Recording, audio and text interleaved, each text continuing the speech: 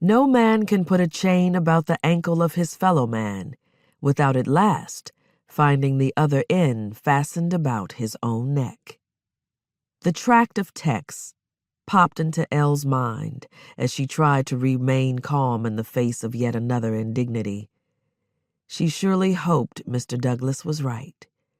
She had to believe he was, or else she would give in to the angry fantasies that plagued her every time she was forced into the presence of her mistress.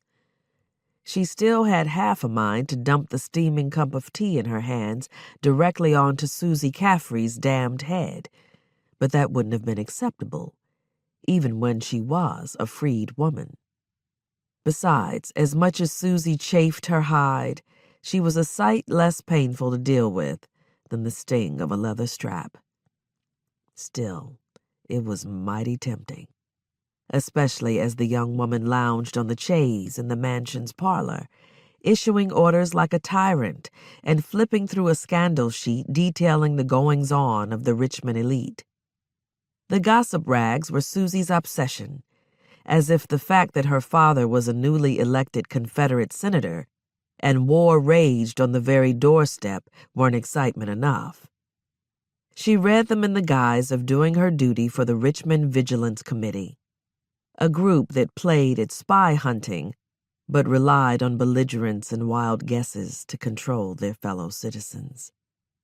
Elle briefly allowed herself the fantasy of the dark brew dripping down over the chit's ridiculous frilly hat, savored the possibility of destroying Susie's perfectly set curls and staining the beautiful blue silk gown she wore.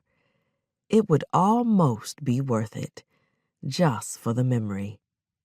Remembering everything that she saw and heard was Elle's specialty, and there were a rare few things caught in the steel trap of her mind that brought her pleasure of late.